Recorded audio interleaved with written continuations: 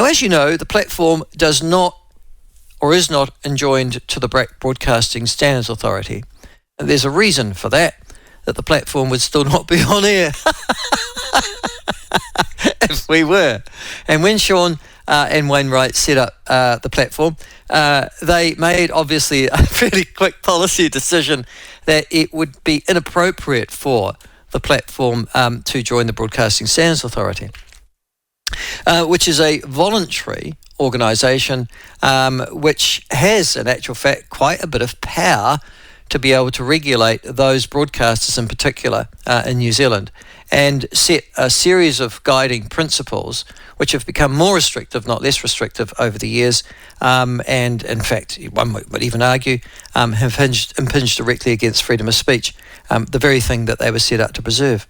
Anyhow, a report's just been released this morning, as I talked to you this morning, by the Broadcasting Standards Authority, which reveals that many people, particularly those from Maori, Pacific and Asian communities, are increasingly avoiding traditional media, such as television and radio, due to offensive, harmful and misleading content.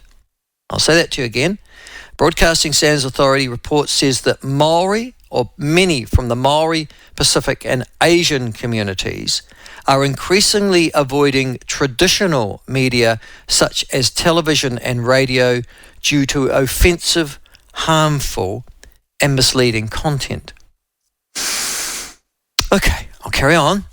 According to the report, more than 3/4 of Maori, 80%, Pacific peoples, roughly 80%, Asians, 76%, and Muslims, 75%, surveyed by the Broadcasting Standards Authority, feel that exposure to offensive, discriminatory or controversial views is a problem in New Zealand.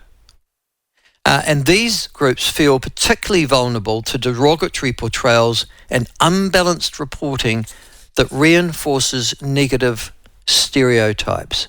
Now, you've got to remember that this is, in the main, the Broadcasting Standards Authority talking about its own members. So we're talking about Television New Zealand, we're talking about 3 News, we're talking about Stuff, we're talking about NZME, that's New Zealand Herald and all their associated publications, Stuff ditto. We're talking about Radio New, so I've said Radio New Zealand, haven't we? News Talk ZB, and Radio Works, yes, and all their associated news stories. And the suggestion is that on those mainstream media forums, or fora, is it? Maori, Pacific peoples, Asians and Muslims are negatively portrayed.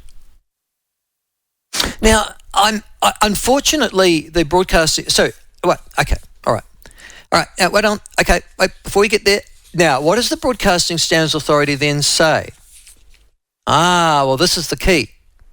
So it's done this survey of 300 people, which means that if you actually started to extrapolate out of that the Maori that they surveyed, gosh, David Farr will be jumping up and down on this one, it'd almost be statistically irrelevant, but carry on.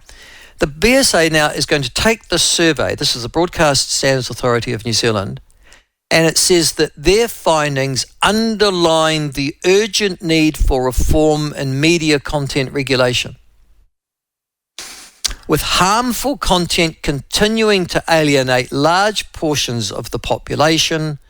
The call for change has never been more critical. You listening to this, Sean?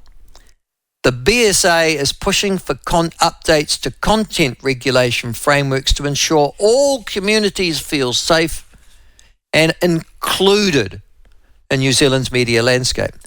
Well, I have to say, Wayne, if you're listening to that as well, and Sean, you'll be extremely pleased that you are not a member of the Broadcasting Standards Authority, because it would appear that the Broadcasting Standards Authority is using a specious 300-person sample, which, when you start to extrapolate it into, well, wait on, how many Europeans did you talk to?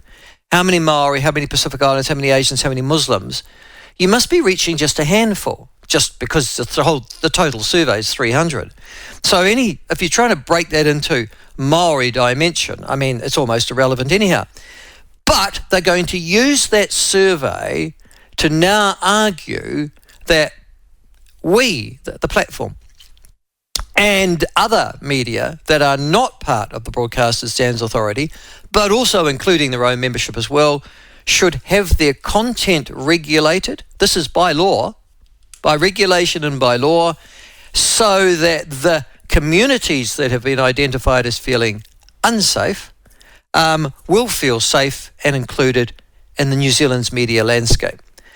This is using a survey as a Trojan horse to impose groupthink upon all of New Zealand. The latest Broadcasting Standards Authority report, this is what I brought it to you, it's just been released hot off the press this morning. Well, it's been hot off the press, reported this morning. Just wanted to advise you of it. It's there, and yet again, another example of mainstream media in this country, not simply, and the people who control it, not simply wanting to make sure that there is a mono voice that is put out there, an orthodoxy that you must adhere to if you are going to be involved in talking, writing, or communicating with New Zealanders through the media, but that they are demanding greater regulation for inclusivity as well. So, I mean, I don't know, if you extrapolate the thought process of the BSA report on that, it would mean that the platform, for example, would have to have more Maori, more Pacific Islanders, more Asians, more Muslims working for us. We would then have to make sure that none of our stories were in any way, shape or form going to criticise any folk from Maori, Pacific Island, Asian or Muslim backgrounds, and that they feel safe listening to us by some regulated standard. Your thoughts?